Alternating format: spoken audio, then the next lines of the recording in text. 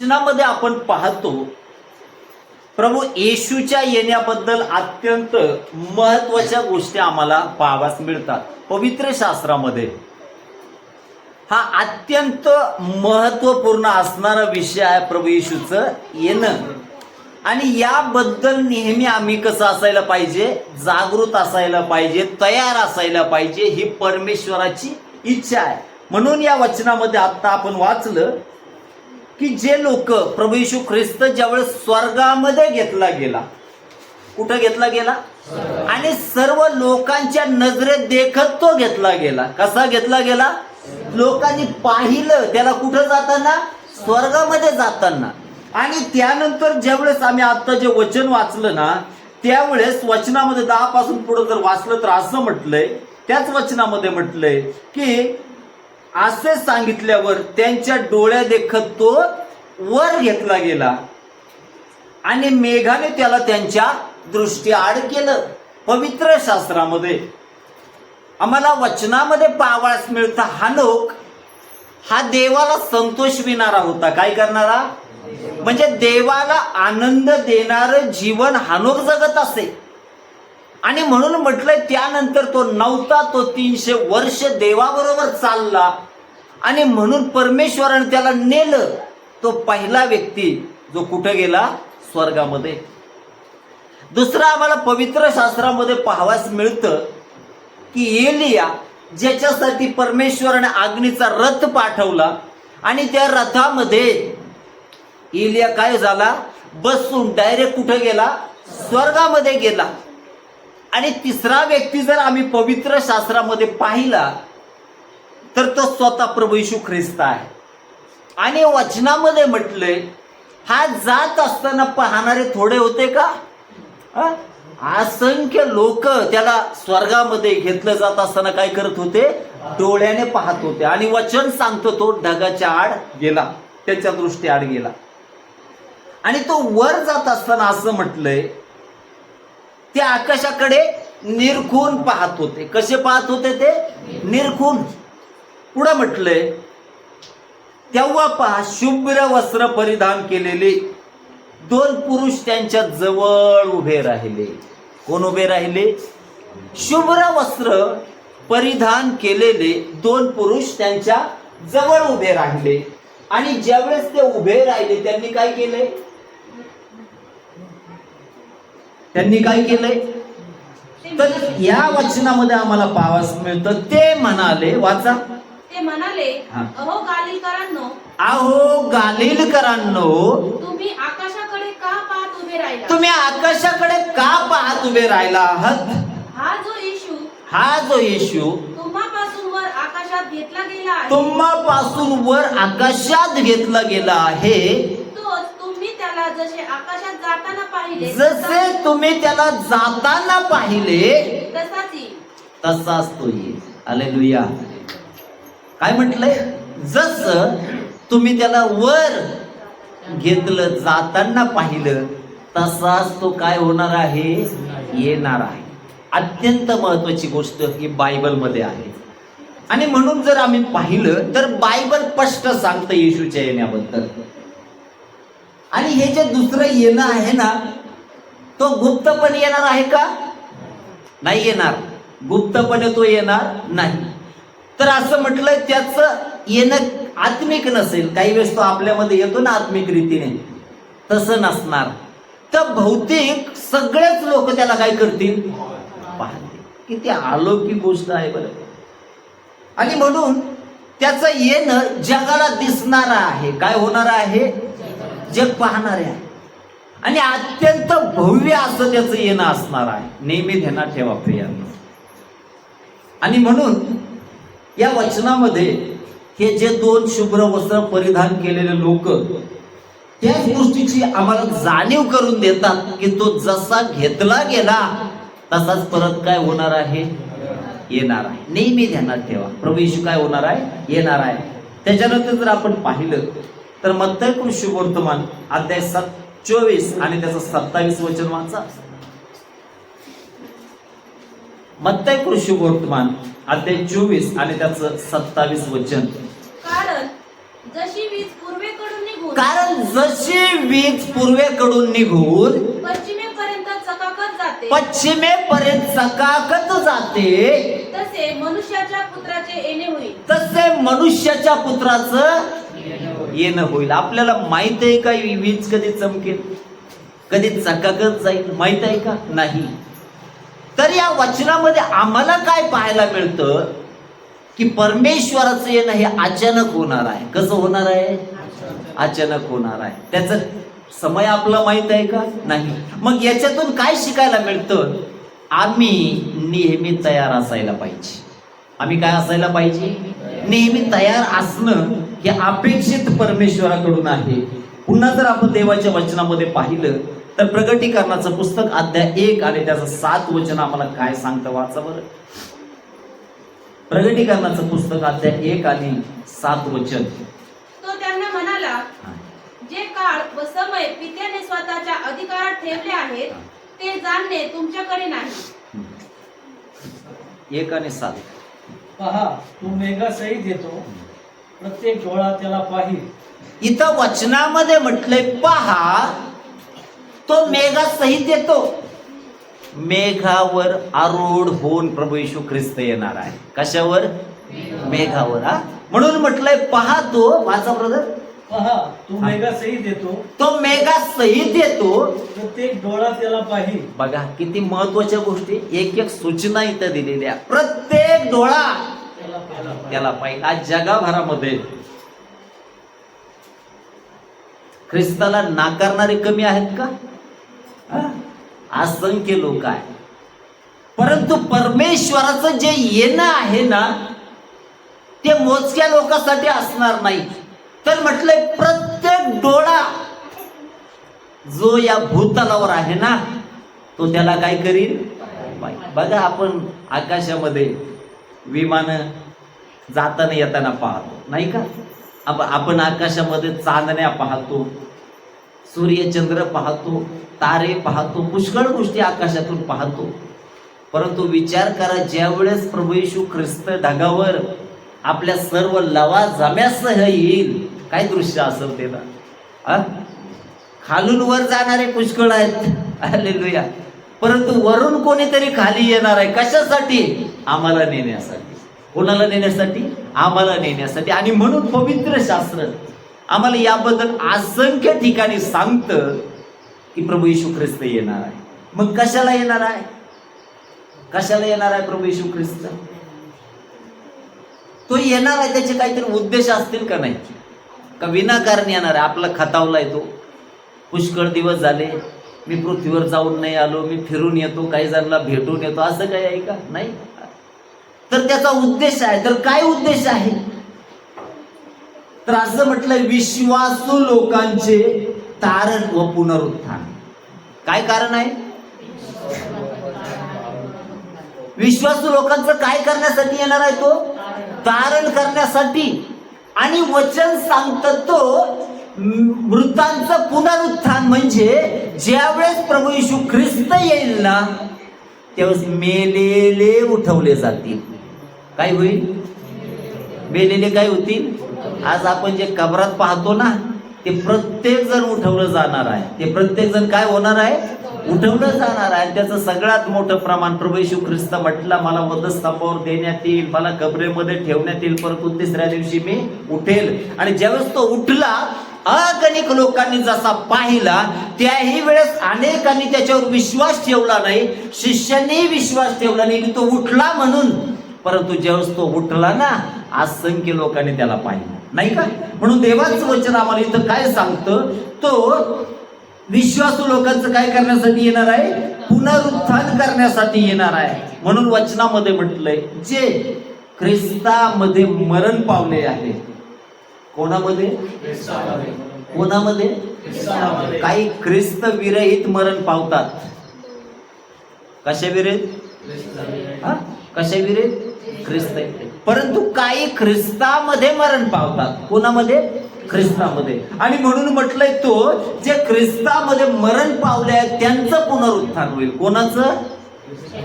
आणि म्हणून म्हटलंय, जे प्रभूमध्ये झोपी जातात ते धन्य, त्यांना उठवण्यात येईल, नाही का? मग आमचं जीवन प्रभूमध्ये आहे किंवा नाही याची पडताळणी कोणी करायला पाहिजे? आपण. जोपर्यंत नाकपुड्यामध्ये श्वास आहे ना तोपर्यंत आशा आहे. नंतर एकदा लोकांनी नेऊन दफनून टाकलं, आपली आशा काय झाली? संपली. पश्चाताप नाही, चान्सच नाही. म्हणून जोपर्यंत नाकपुड्यात श्वास आहे तोपर्यंत पश्चाताप करा. काय करा? देवाकडे फिरा, आपले जीवन बदला. वचन सांगता आपले वस्त्र नव्हे आपले हृदय काय करा? फाडा. कठीण झालेत लोकांचे हृदय आणि त्यांना पश्चाताप नको आहे. उधळ्या पुत्राच्या उदाहरणातून आम्हाला पाहावयास मिळतं, या उधळ्या पुत्राने सगळं काही गमावलं, परंतु जेव्हा त्याला त्या आपल्या बापाची आठवण झाली तो पुन्हा आला आणि तो प्रामाणिकपणे म्हणतो, अंतःकरणापासून म्हणतो, मी स्वर्गाविरुद्ध व तुमच्या विरुद्ध काय केलं आहे? पाप केलेलं आहे.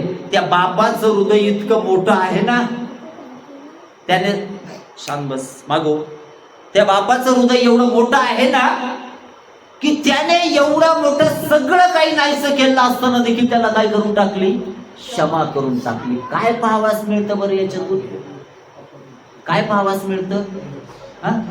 आम्ही पाहतो प्रभूचे हात कसे आहेत वधस्तंभावर. सगळ्यांसाठी तो उपलब्ध आहे. कोणासाठी? सगळ्यांसाठी. कधीही तो काय करतो? क्षमा करण्यासाठी तयार आहे. आणि म्हणून पहिली गोष्ट जर आम्ही पाहिली, विश्वासू लोकांचं तारण आणि विश्वासू लोकांचं पुनरुत्थान हा त्याचा काय आहे? हा त्याचा उद्देश आहे पृथ्वीवर येण्याचा. पहिले थेसलोनिकरास पत्र अध्याय 4 आणि त्याचं 16-17 वचन यावेळेस आपण वाचणार आहोत. थेसलोनिकरास पत्र. कारण आज्ञाध्वनी, आद्य दिव्यदूताची वाणी व देवाच्या तुतारीचा नाद होत असता प्रभू स्वतः स्वर्गातून उतरेल. या वचनामध्ये म्हटलंय आज्ञा ध्वनी. कशाची ध्वनी? आज्ञा ध्वनी. पुन्हा काय म्हटलंय? आद्य दिव्यदूताची वाणी. आद्य दिव्य दूताची वाणी म्हणजे देवदूत अगोदर त्याच्या येण्याच्या अगोदर घोषणा करेल की तो काय होत आहे? तो येत आहे. आद्य दिव्य दूताची वाणी. पुढं व देवाच्या तुतारीचा नाद होत असता. व देवाच्या तुतारीचा नाद होत असता. कशाचा? तुताऱ्यांचा. ज्यावेळेस राजांचं येणं होतं काय वाजवलं जातं? तो प्रभू पुन्हा आमच्याकडे येणार आहे. त्याच्या अगोदर काय वाजवलं जाईल? तुताऱ्या वाजवल्या जातील. म्हणून म्हटलंय देवाच्या तुतारीचा नाद होत असता प्रभू स्वतः स्वर्गातून उतरेल. प्रभू स्वतः काय होईल? स्वर्गातून उतरेल. स्वतः उतरेल म्हटलंय. स्वर्गातून काय होईल? तो उतरेल. मग काय होईल? वाचा. आणि ख्रिस्तामध्ये जे मेलेले बस. आहेत. आणि ख्रिस्तामध्ये. कोणामध्ये? असंख्य लोक दररोज मरतात.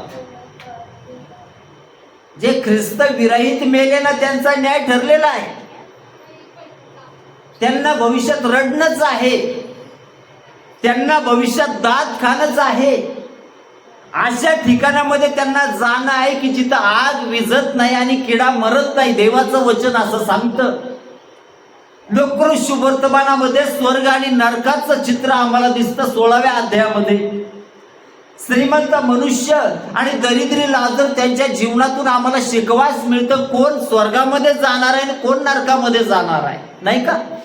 मग ज्याने जीवनभर त्रास सहन केला, भले तो श्रीमंत नव्हता, श्रीमंताच्या मेजावून पडणारा चूर खाऊन तो आपलं जीवन जगत असे, परंतु वचन सांगतं ज्यावेळेस तो मरण पावला, स्वर्गदूताने उचलून त्याला अब्रामाच्या उराशी नेऊन ठेवलं. हालेलुया.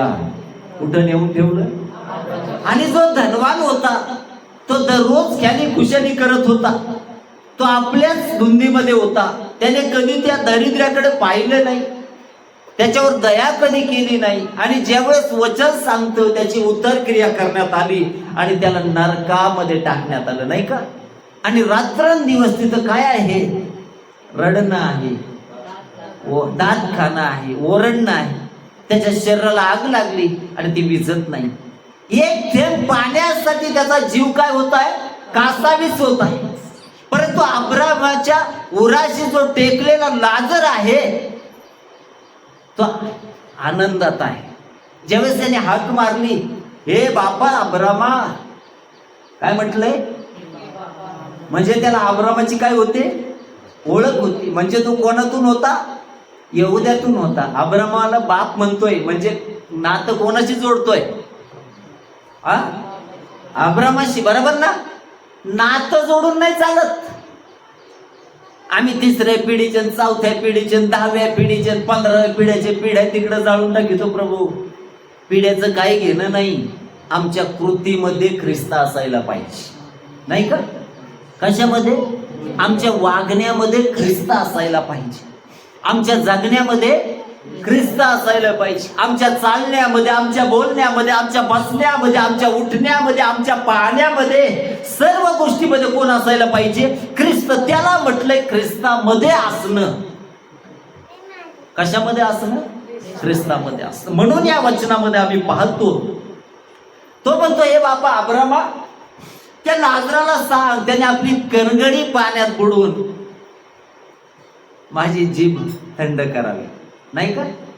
अब्राम काय म्हणतो,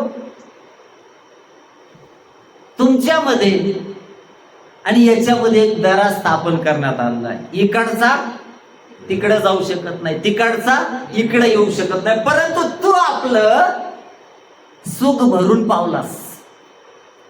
अगोदर सुख भोगलं त्याने, कुठं, पृथ्वीवर. म्हणून वचन सांगतं, नेड्यातून सुईच्या जाऊ शकेल उंट. सुईच्या नेड्यातून उंटाचं जाणं कसं आहे, सोपं आहे. परंतु धनवानांचा प्रवेश स्वर्गामध्ये होणं काय, याचा अर्थ काय. ज्यांच्यासाठी पैसा सर्व काय आहे ना, काय म्हटलं, ज्यांच्यासाठी पैसाचे दैवत आहे त्यांचं आणि देवाचं त्यांना काही घेणं नाही, असे लोक स्वर्गाच्या राज्यात जाऊ शकतात का, नाही जाऊ शकत. म्हणून या धनवानाची परिस्थिती आपण तिथं पाहतो. म्हणतो, विनंती करतो, हे बापा लाजराला पाठव. कुठं, पृथ्वीवर माझे भाव आहेत, बरोबर ना. त्यांनी इकडे येऊ नये ही माझी इच्छा आहे. काय म्हणतो, तिकडे गेलं तरी आठवण येते बर का. कोण कोण येणाऱ्या दिवसामध्ये जळण्यासाठी येणार आहे आणि त्याच्यानंतर मनुष्य सावध होतो. विनंती करतो म्हटलं, विनंती, बरोबर ना. त्याच्यानंतर सावध झाला. कुणाला तरी पाठव म्हणजे ते काय करतील, विश्वास ठेवतील. अब्राम काय म्हटला, त्यांच्या जवळ सेवक संदेश आहेत, त्यांचं त्यांनी ऐकावं. पुन्हा म्हटलंय, मृतातून जरी कोणी उठून गेला तरी ते विश्वास ठेवणार नाही. प्रभू येशू ख्रिस्त मरणातून उठला. लोक काय म्हटले, त्याचं प्रेत चोरून नेलंय. त्याचं प्रेत काय केलंय, लोक योजना करतात. परंतु आज ज्यावेळेस एखाद्या दृष्ट आत्म्याने ग्रसित येतो आणि पास्टर येशूचं नाव फक्त म्हणतात, प्रभू येशूच्या सामर्थ्य नाव तुला सांगतो याच्यातून निघ, आणि निघून जातं ना, एवढा तो सामर्थ्य परमेश्वर आहे. हालेलुया. म्हणून या वचनामध्ये ज्या प्रकारे आम्ही आता वाचलं की त्या ठिकाणी म्हटलंय, प्रभू स्वतः स्वर्गातून उतरेल आणि ख्रिस्तामध्ये जे मेलेले आहेत, काय झालेले, मेलेले, ते काय होतील म्हटलंय, पहिल्याने उठतील. कसे उठतील, 2 नंबर नव्हे, अगोदर ते उठवले जातील. समजलं का, अगोदर काय होतील, ते उठवले जातील. पुढे काय म्हटलंय, 17 वचन, नंतर जिवंत उरलेले आपण त्यांच्या बरोबर प्रभूला सामोरे होण्यासाठी, आणि नंतर आपण जे जिवंत उरलेले त्यांच्या बरोबर प्रभूला सामोरे होण्यासाठी मेघारूढ असे अंतराळात घेतले जाऊ. नंतर आपण जिवंत उरलेले त्याच्या बरोबर प्रभूला सामोरं होण्यासाठी मेघारूढ असे अंतराळात घेतले जाऊ आणि तसेच सदा सर्वदा प्रभू जवळ राहू. तसेच सदा सर्वदा प्रभूच्या जवळ राहू. पुन्हा इकडं यायचंय का भेटायला,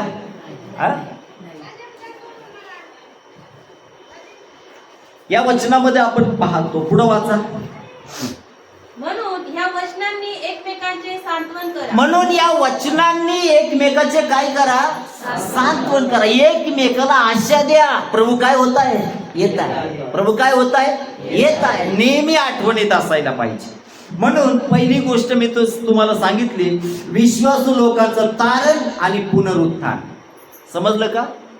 दोन गोष्टी करण्यासाठी. पहिलं काय, तारण आणि पुनरुत्थान. आणि म्हणून आम्ही या वचनामध्ये पाहतो. दुसरी गोष्ट काय, जगाचा न्याय करण्यासाठी तो येत आहे. कशाचा? मत्तई ऋषीवर्धून अध्याय 25 काढा, 31 पासून पुढील वचने. अजून त्याच्या येण्याचं कारण काय, तर या जेव्हा मनुष्याचा पुत्र आपल्या वैभवाने सर्व देवदूतांसह येईल. जेव्हा मनुष्याचा पुत्र आपल्या वैभवाने सर्व देवदूतांसह येईल, तेव्हा तो आपल्या वैभवशाली राजासनावर बसेल. तेव्हा तो आपल्या वैभवशाली राजासनावर बसेल. त्याच्या पुढे सर्व राष्ट्रे जमवली जातील. लक्ष द्या, त्याच्या पुढे काय जमवली जाईल, सर्व राष्ट्रे काय जमवली जातील, आपलंच नव्हे, सगळेच राष्ट्र जमवले जाणार आहे. कोणाला सुट्टी आहे का? कोणाला सुट्टी तो देत नाही. म्हणून या वचनामध्ये म्हटलंय त्याच्या पुढे सर्व राष्ट्रे जमवली जाईल. त्याच्या अगोदर म्हटलंय तो आपल्या वैभवशाली राजासनावर बसेल. कुठं बसेल? अगोदर तो प्रीतीने आला, परंतु आता जो तो येईल ना, तो न्याय करण्यासाठी येणार आहे. नाही का? कशासाठी? आम्हाला भीती असायला पाहिजे जीवनामध्ये. कोणाची? परमेश्वराची. कोणाची भीती असायला पाहिजे? परमेश्वराची. देवाचं वचन आम्हाला या प्रकारे सांगतं की देवाचं भय आम्हाला आशीर्वादाकडे घेऊन जातं. कोणाकडे घेऊन जातं? देवाचं भय आम्हाला आशीर्वादाकडे घेऊन जातं. म्हणून पवित्र शास्त्रामध्ये इथं आम्हाला पावास मिळतं, सदोम आणि गमोरा या शहरांचा पापाचा घडा भरला म्हटलं. कशाचा घडा? प्रत्येकाच्या पापाचा घडा ज्यावेळेस भरतो ना, त्यावेळेस देवाचा न्याय त्याच्यावर आल्यावर राहत नाही. नाही का? म्हणून बायबलमध्ये आम्हाला इथं पावास मिळतं की सगळे राष्ट्र त्याच्या समोर जमवले जातील. सगळे राष्ट्र काय होतील? त्याच्या समोर जमवले जातील. वाचा पुढे. आणि जसे मेंढपाळ शेरडांपासून मेंढरे वेगळी करतो, आणि जसे मेंढपाळ शेरडापासून मेंढरे काय करतो?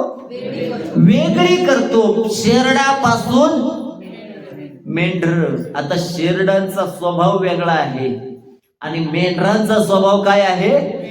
वेगळा आहे. मेंढर स्थिर असतात, शेरडा अस्थिर असतात. बरोबर ना? त्याच्यामध्ये आपण जाणार नाही, परंतु वचन सांगतं तो शेरडापासून मेंढर काय करतील? वेगळं करतील. मग आपण ठरवायचं मी कोण आहे आमच्या कृतीहून. बरोबर ना? शेरड मेंढर आपल्या जवळ असतात. मग त्याच्याहून आम्ही समजायला पाहिजे आम्ही कोण आहोत. नाही का? देवाच्या वचनानुसार. मग म्हटलंय ते काय करेल? वेगळं करेल. वाचा पुढं. तसे तो त्यास एकमेकांपासून वेगळे करील. आणि मेंढरास तो आपल्या उजवीकडे व शेरडास डावीकडे ठेवी. मेंढरास कुठं ठेवील? आशीर्वादित ठिकाण परमेश्वराच्या उजवीकडे असणं. कुठं? त्यांना कुठं ठेवील? उजवीकडे. आणि शेरडास डावीकडे ठेवील. पुढं वाचा. तेव्हा राजा आपल्या उजवीकडच्याच म्हणेल, अहो माझ्या पित्याचे आशीर्वादित हो, या जे राज्य जगाच्या स्थापनेपासून तुम्हा करता सिद्ध केले आहे ते वतन घ्या. बघा, तो उजवीकडच्यांना म्हणेल. काय म्हणेल? माझ्या या वचनामध्ये म्हटलंय माझ्या पित्याच्या आशीर्वादित हो या. का? कारण ते मेंढरांचं जीवन जगले. कशाचं जीवन? मेंढरांचं. नाही का? देवाचं वचन सांगतं, प्रभू म्हणतो माझी मेंढर माझी वाणी ऐकतात. माझी मेंढर माझ्या मागे येतात. ते कोणाच्या मागे जात नाही. नाही का? म्हणून जे मेंढर वाणी ऐकतात त्याच्या मागे येतात ते आज्ञा पालन करणाऱ्याबद्दल लिहिलं गेलंय. नाही का? मग आमच्याही जीवनामध्ये देवाच्या वचनाचं काय असायला पाहिजे? आज्ञापालन नेहमी आमच्या जीवनात असणं अपेक्षित आहे. पुढे जर वाचलं तर वाच. कारण मी भुकेला होतो हा. तेव्हा तुम्ही मला खावयास दिले. हे असे लोक आहेत, कारण मी जेव्हा भुकेला होतो तेव्हा तुम्ही मला काय म्हटलं? जेव्हा मी भुकेला होतो त्यावेळी तुम्ही मला काय दिलं? कळवळा असायला पाहिजे लोकांचा. एखादा भुकेला दिसला ना, आपलं अंतःकरण त्याच्यासाठी पाझरलं पाहिजे, नाही का? या व्यक्तीच्या जीवनामध्ये काय गुण आहे? तो इतर उपाशी आहे, याच्या जीवाला त्रास झाला, याने आपलंही त्याला देऊन टाकलं, नाही का? म्हणून प्रभू काय म्हणतो? ज्यावेळेस मी भुकेला होतो त्यावेळेस तू मला खावयास दिलं. पुढं तानेला होतो तेव्हा मला प्यावयास पाणी. ज्यावेळेस मी तानेला होतो त्यावेळेस तू मला. प्यावयास पाणी दिले. अरे इस्रायल लोकांना 40 वर्ष स्वर्गातून मान्ना पाठवणारा परमेश्वर उपाशी राहू शकतो का? ज्यांनी नद्या, नाले, समुद्र अवघ बनवलं, त्या परमेश्वराला तहान लागू शकते का? नाही. म्हणून इथं म्हटलं मी तहानेला होतो त्यास तुम्ही मला प्यावयास दिलं. पुढं वाचा. परका होतो तेव्हा मला घरात घेतले. परका होतो तेव्हा काय केलं? मला घरात घेतलं. पुढं. उघडा होतो तेव्हा मला वस्त्र दिले. उघडा होतो तेव्हा मला वस्त्र दिली. आजारी होतो तेव्हा माझ्या भेटीला आला. आजारी होतो तेव्हा माझ्या भेटीला आला. बंदी शाळेत होतो तेव्हा तुम्ही माझ्याकडे आला. बंदी शाळेत होतो तेव्हा तुम्ही माझ्याकडे आला. त्यावेळेस नीतिमान त्याला उत्तर देतील की. तेव्हा नीतिमान काय म्हणतील त्याला? वाचा. प्रभूजी, आम्ही तुम्हाला केव्हा भुकेले पाहून खावयास दिले. प्रभू, आम्ही तुला कधी भुकेला पाहिलंय नेमकं? आणि त्यावेळेस आम्ही तुला खायला दिलं. पुढं. केव्हा तानेले पाहून प्यावयास दिले. वाचा. तुम्हाला परके पाहून केव्हा घरात घेतले. हा. उघडे पाहून केव्हा वस्त्र दिले. हा. आणि तुम्हाला आजारी किंवा अथवा बंद शाळेत पाहून केव्हा आम्ही तुमच्याकडे आलो. बघा किती प्रामाणिकपणा आहे बरं यांच्यामध्ये. किती प्रामाणिकपणा आहे यांच्यामध्ये. ते म्हटले, अरे कधी तू भुकेला होता? कधी तुला तहान लागली? कधी तू उघडा होता? कधी तू बंदी शाळेत आला? कधी आलोत आम्ही? एखादा चॅप्टर काय म्हटलं असतं माहितीये का? हो प्रभू, मोकळा झालास, त्याला वाचलो तो वाचलो. बरोबर ना? यांच्या हृदयाच्या ठाई काय आहे बरं? प्रामाणिक, शुद्धता आहे. बरोबर ना? जे अंतःकरणाचे शुद्ध ते धन्य, ते देवाला पाहतील. आपलं अंतःकरण कसं असायला पाहिजे? देवाच्या दृष्टीने शुद्ध असायला पाहिजे, नाही का? म्हणून या वचनामध्ये प्रभू काय म्हटलं त्यांना? तेव्हा राजा त्यास उत्तर देईल की, मी तुम्हाला खचित सांगतो की ज्या अर्थी तुम्ही या माझ्या कनिष्ठ बंधूपैकी एकाला केले त्या अर्थी ते मला केले आहे. म्हणून जगामध्ये जे जे अशा प्रकारचे लोक आम्हाला दिसतात ना, त्यांच्यासाठी जे करता येईल ते करा, नाही का? म्हणून मिशनरी लोक आले आणि त्यांच्या ठाई लोकांप्रती असणारा आगाध कळवळा त्यांनी आपल्या अंगावरचे काढून लोकांना दिले. हे हृदय मिशनरी लोकांमध्ये आहे, नाही का? मदर तेरेसा अनाथ, पिढी, टाकलेले, सोडलेले यांची देखभाल काळजी तिने घेतली, नाही का?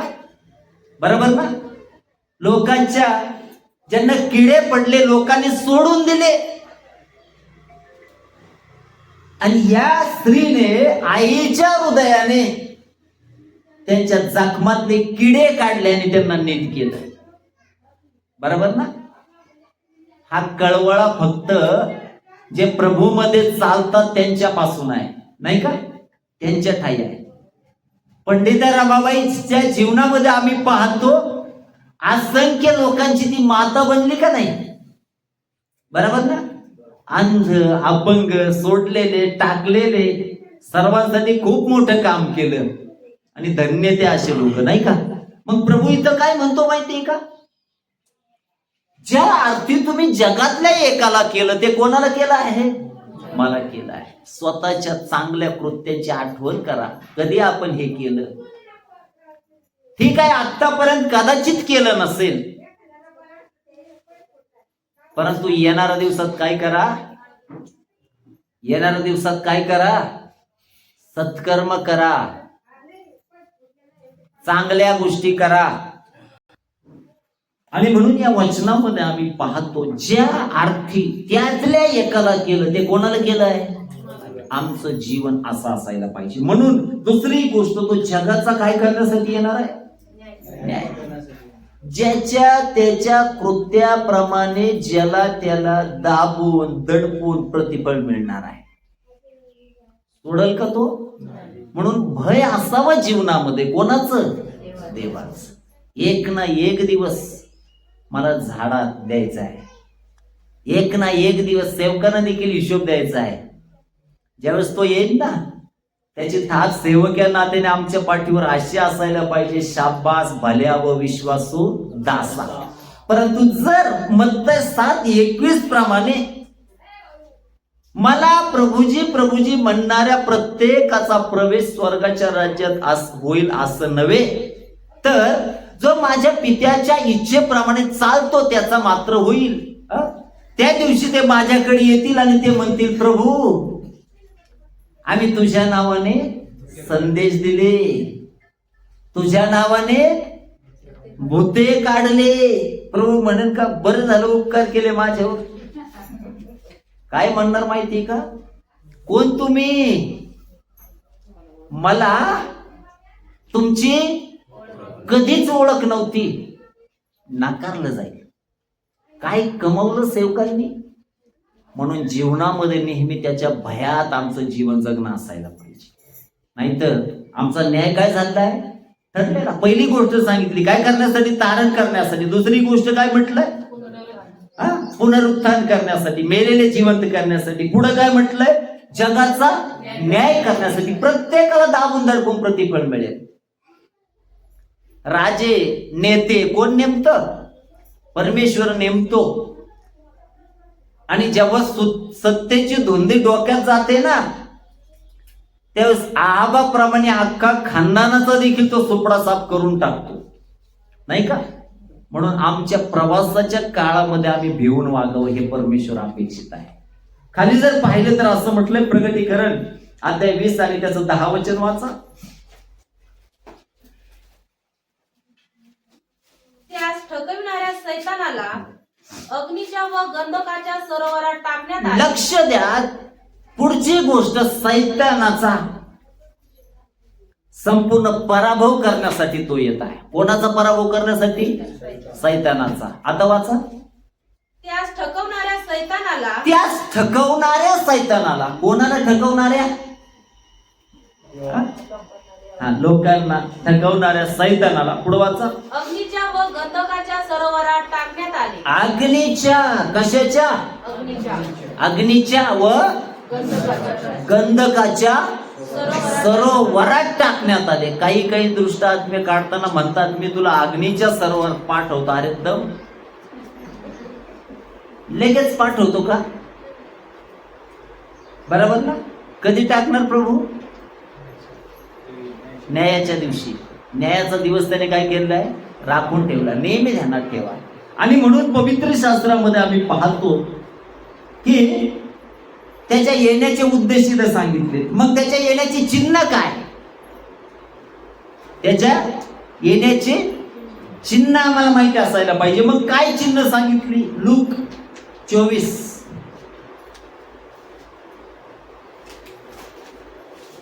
मत्तय 24 आणि लूक 21 मध्ये आम्हाला त्याचे चिन्ह पाहावास मिळतात. मत्तय 24 वाचा 24 आणि त्याचं 3 पासून वाचलं तरी चालेल.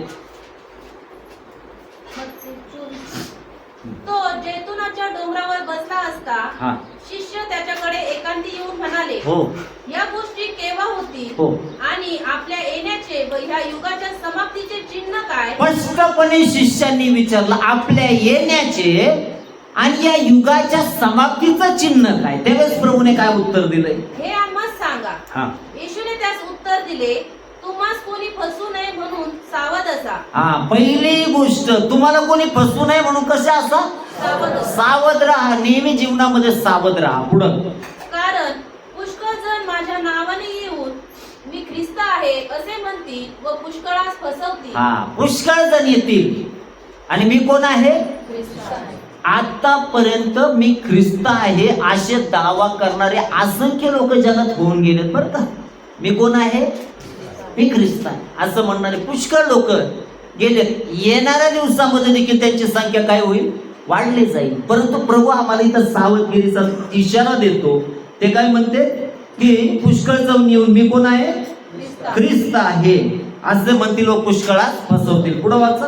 तुम्ही लढायांविषयी ऐकाल. कशाविषयी ऐकाल? लढाया. होतं का आता जी युक्रेन मागच्या काही काळामध्ये लढाया चालू होत्या बरोबर ना. आताही पण परिस्थिती कशी आहे? लढायांची आहे. आणि बायबल काय सांगतं? तुम्ही लढायाविषयी व लढायांच्या आवायाविषयी ऐकाल. कशाविषयी ऐका? कानावर येईल. पुढं घाबरून जाऊ नये म्हणून हा. सांभाळा, कारण असे होणे अवश्य आहे. बघा, घाबरून जाऊ नका म्हणतोय. पुन्हा काय म्हणतोय? घाबरून जाऊ नका, सांभाळा, असं होणं अवश्य घडणारच आहे. पुढं परंतु तेवढ्यात शेवट होत नाही. तेवढ्याच शेवट होईल का? तर प्रभू म्हणतो नाही, तेवढ्याच शेवट होत नाही. पुढं कारण हा. राष्ट्रावर राष्ट्र व राज्यावर राज्य उठेल. बघा, आपल्याकडे काय म्हटलं इथं? राष्ट्रावर राष्ट्र. जग भीतीमध्ये आहे. तिसरं महायुद्ध होतंय का काय? सगळ्यांना उत्मात आलाय. अनेकांकडे अण्वस्त्र आहेत, अणुबॉम्ब आहेत. प्रत्येकच दादा झालाय. माघार कुणी घ्यायला तयार नाही. म्हणून इथं म्हटलंय राष्ट्रावर राष्ट्र उठल. बघा, आत्ताची परिस्थिती फक्त 2 राष्ट्रात युद्ध झालंय. जगाची काय परिस्थिती झाली? महागाई भयानक वाढली का नाही? आणि ज्यावेळेस राष्ट्रावर राष्ट्र उठल त्यावेळेस काय परिस्थिती असेल? पुन्हा काय म्हटलं? राज्यावर. आता आपल्या देशामध्ये अनेक राज्य आहेत का नाही? आतापर्यंत सगळं थोडस चालू आहे, थोडस दोसपूस चालू आहे. परंतु वचन काय सांगतं? राज्यावर राज्य उठल. येणाऱ्या दिवसामध्ये तुंबळ कार्यक्रम ठेवलेला आहे. आवरता आवरला जाणार नाही. वचन सांगतं राज्यावर राज्य उठेल. चिन्ह आहेत येशूच्या येण्याचे. पुढं आणि जागोजागी दुष्काळ व भूमिकंप होतील. जागोजागी काय होईल? खावायला सुद्धा नाही भेटणार बाबा. पीस द्यान काही नाही. कोंबड्याचे पक्क सुद्धा नाही भेटणार. बरोबर ना. इथं काय म्हटलंय? दुष्काळावर दुष्काळ. कशावर? भयानक परिस्थिती असणार आहे. काही जण म्हणतात आम्ही 72चा दुष्काळ पाहिला, अत्यंत भयानक होता. आपल्याकडचे म्हणजे आम्ही कोरोना पाहिला, भयानक होता. परंतु इथं प्रभू म्हणतो एक नाही, दुष्काळावर दुष्काळ पडल. म्हणजे चांगली तुझी शेकून झाल्याशिवाय मी आवर्तच घेणार नाही. याला म्हणतात हाऊस करणं. काय करणं? हाऊस होऊ देईल मी तुझी. पुढं दुष्काळ दुष्काळ. पुढं पण ह्या सर्व गोष्टी वेदनांचा प्रारंभ होत. फक्त दुखण्याची सुरुवात येते. कशाची? फक्त दुखण्याची सुरुवात. ज्यावेळेस आपलं दुखायला लागतं ना, सुरुवातीला कमी राहतं, नंतर ते काय होत जातं? वाढत जातं. हे प्रारंभ आहे. पुढं तेव्हा तुमचे हाल करण्याकरता ते तुम्हाला धरून देतील. तेव्हा हाल करण्याकरता धरून देतील. कशासाठी? हाल करण्यासाठी. मग म्हणायचं काय हाल आहे? पुढे व तुम्हाला जिवे मारतील. काय करतील? जिवे मारून टाकतील. आज माणसाच्या प्राणांची किंमत आहे का हो? किंमत राहिली का? जेवणा खावणावून लोक खून करतात. 50 रुपयासाठी खून करतात. दारूच्या एका ग्लास साठी खून करतात. एखादा रागाला म्हणूनही खून करतात.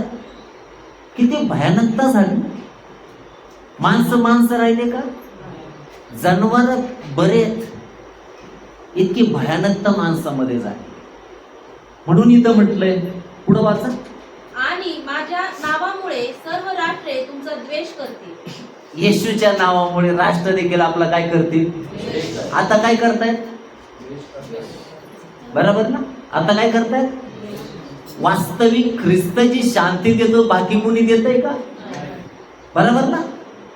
जे ख्रिस्तामध्ये चालणार त्यांच्या ठाई जी प्रीती आहे इतरांमध्ये तशी दिसते का तुम्हाला? नाही दिसत. परंतु तरी काय केलं जात आहे? द्वेष. पुढं त्यावेळी पुष्कळ जण अडखळतील, एकमेकास धरून देतील व एकमेकांचा द्वेष करतील. हा पुष्कळ जण काय होतील, अडखळतील. अरे काय करावं आता, बरोबर ना. परमेश्वराकडून नेहमी सुखच घ्यावं, दुःख घेऊ नये. काय बरोबर ना. सुखात तर कोणी चालतं, दुःखात देवाबरोबर चालणारे धन्य, नाही का. म्हणून काही प्रसंग असो कोणाबरोबर चालत राहा, देवाबरोबर चालत राहा. म्हणून इथं वचनामध्ये म्हटलंय की अनेक जण अडखळतील, पुढं एकमेकास धरून देतील, एकमेकास धरून देतील. एकमेकांना काय करतील, पुढं व एकमेकांचा द्वेष करतील, एकमेकांचा द्वेष करतील. पुढं वाचा. पुष्कळ खोटे संदेश उठतील व अनेकांना फसवतील. पुष्कळ खोटे, पुष्कळ शब्द आला बरं का, थोडे थिडके नव्हे, पुष्कळ. कोण उठतील, म्हणून संदेशच्या पासून थोडं लांबच राहा. कोणापासून, बरोबर ना, कोणापासून. कारण भविष्यामध्ये एक चिन्ह सांगितलंय, पुष्कळ. एखाद्या संदेश त्याला म्हणा तू खरा का खोटा, कारण प्रभू म्हटलं पुष्कळ उठतील. बघा त्याचा पारा असा जाईल ना, तळपायाची डोक्यात जाईल आणि तो तन करेल तुमच्यावर. मग त्याच्यावर तुम्ही समजून घ्या कोण आहे. परंतु जो खरा आहे ना, तो प्रत्युत्तर कसं करील बरं, सौम्यतेने करील, प्रीतीने करील, नाही का. बरोबर ना. एकदा काय झालं, एका सेवकाच्या घरी मी काम करत होतो आणि तो म्हटला, प्रभूने त्याची एक मीटिंग होती नगरमध्ये, आणि तो म्हटला मेलेल्यातला मनुष्य जिवंत झालाय. आम्ही प्रार्थना केली, तो काय झालाय, जिवंत झाला. आता मला थोडं म्हटलं पडताळून बघू. मी म्हटलं अरे मग जिवंत झाला, त्याच्या गळ्यात तर एवढा मणी होता यार, ताईत होता, तो का काढला नाही.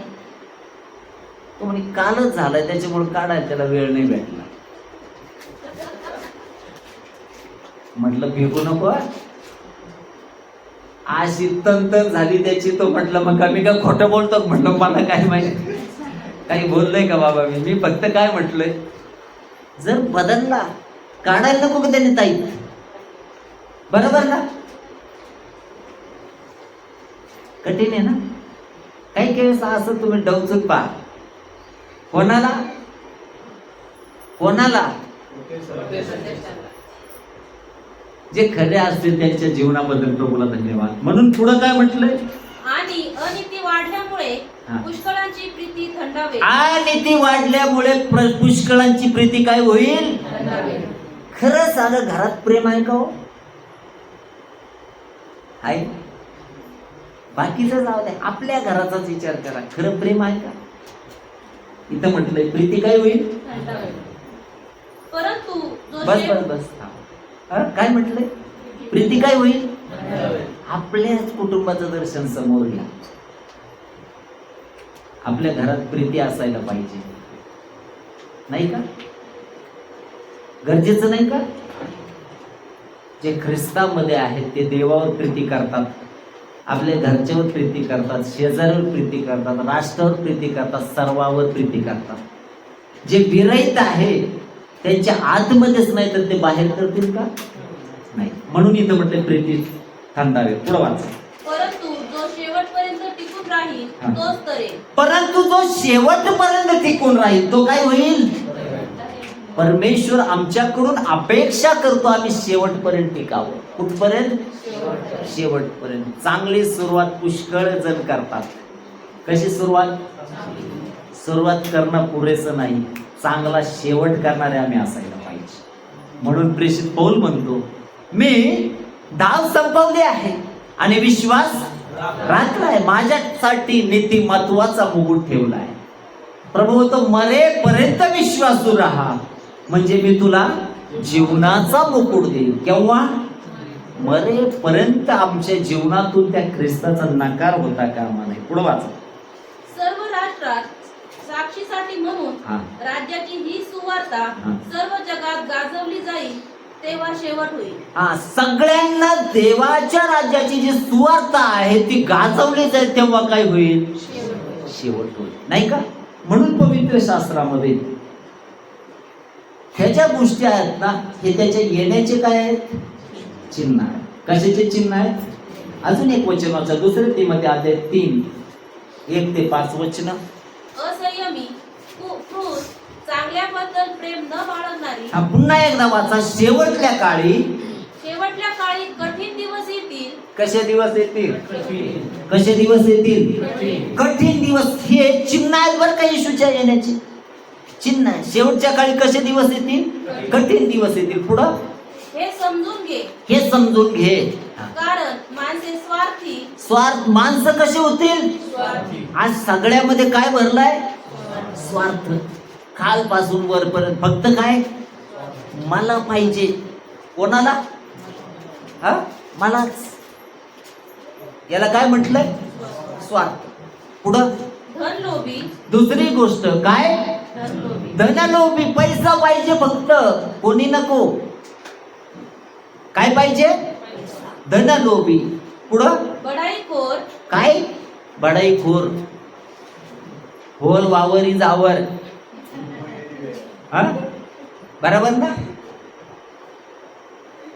बडाईखोर. पुढं गर्विष्ठ. गर्विष्ठ. घमेंडी लोक. पुढं निंदक. निंदक. निंदा करणारे. आई बापास न मानणारे. अजून एक चांगला गुण सांगितला इथं. काय? ही ओळख आहे. ही काय आहे? ओळख. आई बापास न मानणारे. पुढं उपकार न स्मरणारी. काय करणारी? उपकार न स्मरणारी. आमच्यासाठी ज्यांनी ज्यांनी जे केलं त्याची आम्हाला काय असायला पाहिजे? आठवण असायला पाहिजे. आमच्या नात्यातल्या चांगल्या लोकांची आम्हाला काय असायला पाहिजे? आठवण असायला पाहिजे. परंतु चिन्ह काय येशूच्या येण्याचं? उपकार न स्मरणारे लोक. पुढं अपवित्र. कसे? अपवित्र. झाले? वाचा पुढं. ममताहीन. ममताहीन. शांतता द्वेषी. शांततेचा द्वेष करणारे. चहाडखोर. बघा आताच्या परिस्थितीमध्ये शांततेचा द्वेष करणारे किती आहेत बरं? अफाट झाले जगामध्ये. अफाट. हा, पुढं वाचा. चहाडखोर. हा, चहाडखोर. असंयमी. असंयमी. क्रूर. क्रूर. चांगल्याबद्दल प्रेम न बाळगणारी. चांगल्याबद्दल प्रेम न बाळगणारी. विश्वासघाती. विश्वासघातकी. हूड. हूड. गर्वाने फुगलेली. गर्वाने फुगलेली. देवावर प्रेम करण्याऐवजी. देवावर प्रेम करण्याऐवजी सुख विलासाची आवड धरणारी. सुख विलासाची आवड धरणारी. सुभक्तीचे केवळ. सुभक्तीचे केवळ बाह्य रूप दाखवून. बाह्य रूप दाखवून तिचे सामर्थ्य नाकारणारी अशी ती होती. तिची सामर्थ्य नाकारणारी अशी ती होती. हे चिन्ह दिलेत बरं का. कोणाच्या येण्याचे? अभ्यास करा नंतर त्याचा. हे काय दिले? चिन्ह. आणि म्हणून येशू येत आहे. कारण का? ही परिस्थिती दिवसेंदिवस काय होत आहे? भयानक. मग आम्ही काय करावं? आमचं कर्तव्य काय आहे? ते सन्निकारास पहिले पत्र अध्याय 5 आणि त्याचं 2 वचन.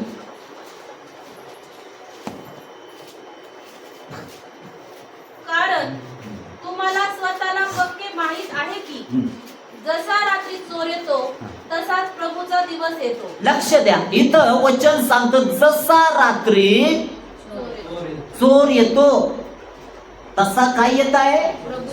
प्रभूचा दिवस. पुढे या, पुढे या. जसा रात्री काय येतो? चोर येतो. कोणत्या चोराने दमडी दिली का? आता आज मी येणार आहे तुमच्याकडं. सावध राहा. काहीतरी जेवण बिवण बनवून ठेवा. मला चोरी करीन. जाता जाता 2 घास खाऊ नाही जाईल. सांगतो का चोर? परंतु वचन सांगतात जसा रात्री चोर येतो तसा प्रभूचा दिवस येतो. प्रभूचा दिवस येणार. कोणाचा दिवस? कोणाचा दिवस? कोणाचा दिवस? प्रभूचा दिवस. आता बघा इथं या वचनामध्ये आम्ही पाहतो चोर येतो. मग आम्ही कसं राहिलं पाहिजे? बरोबर ना? काही लोकांना काही टक जरी वाजलं तरी काय येते? कारण ते काय असतात? थोडे जागृत राहतात, थोडे सावध असतात. परंतु काही अशा आहेत ना, मागच्या 15 दिवसात 2 जण माझ्याकडे आले. त्यांची गाडी हुकली म्हणून त्या ठिकाणी लेट आले माझ्याकडे. मी बोलत होतो. बोलता बोलता तो झोपलाय. बोलता बोलता काय झालं? तो सकाळी उठल्यानंतर म्हणतो अरे मी तुम्ही बोलत असताना झोपलो. म्हटलं बरं झालं बाबा. आम्ही भिंगारला प्रार्थना घ्यायचो. सकाळी 9, 9:30 ला गेलेलो. माणूस फक्त आंघोळ करून येऊन बसलाय. आंघोळ करून आवरून बसलाय, मी वचन सांगतोय आणि तो घोरातोय. धन्य आहे भाऊ तू, आंघोळ करून येऊन बसलाय आणि पुढे येऊन काय करतोय, घोरतोय. इथं आध्यात्मिक रीतीने आम्ही जागृत राहावं याच्याबद्दल प्रभू काय करत आहे, मार्गदर्शन करत आहे. स्वतःच्या जीवनाची पडताळणी करा आणि आम्ही जागृत आहोत हे निश्चित करा, नाही का. पुढं काय म्हटलंय, शांती आहे. दुसरे पेत्राचं पत्र अध्याय 3 11-12 वचन.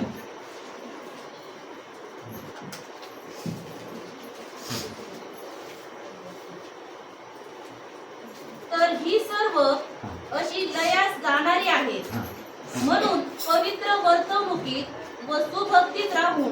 कशामध्ये पवित्र वर्तणूक, वर्तणूक कशी असावी, पवित्र असावी. पुढं व सुभक्तीत राहून, व सुभक्तीत राहून देवाचा दिवस येण्याची, देवाचा दिवस येण्याची वाट पाहत व तो दिवस लवकर यावा म्हणून खटपट करीत तुम्ही कशा प्रकारचे लोक असावे बरे. नाही का. म्हणून इथं परमेश्वर काय अपेक्षा करतो, आम्ही जीवन प्रभूच्या धाकामध्ये आणि पवित्रताइतेमध्ये जगावं. कशामध्ये, प्रभूच्या धाकामध्ये आणि पवित्रताइतेमध्ये जगावं. पुन्हा जर आम्ही पाहिलं मत्तय 28:19-20 मध्ये म्हटलंय, आम्ही शुभवर्तमान गाजवत राहावं. काय करत राहावं, शुभवर्तमान गाजवत राहावं. आणि शेवटचं वचन आम्ही यावेळेस वाचणार आहोत, प्रगटीकरणाचं पुस्तक अध्याय 22 आणि 26 वचन. या गोष्टीविषयी साक्ष देणारा म्हणतो, या गोष्टीविषयी साक्ष देणारा म्हणतो, होय मी लवकर येतो. आमेन. आमेन. नाही का. प्रभू येशू ये, प्रभू येशू ये. म्हणून आमच्या जीवनामध्ये प्रियांनो, आम्हाला पवित्र शास्त्रामध्ये शहाण्या आणि मूर्ख कुमारीचं उदाहरण पाहावयास मिळतं, नाही का. काही जणी काय होत्या, गाफील राहिल्या. त्या जागृत राहिल्या का, नाही राहिल्या. परिणाम काय झाला, तो वर आला आणि त्यांना आत घेतला आणि दार काय झालं, पुन्हा या म्हटल्या उघडलं का.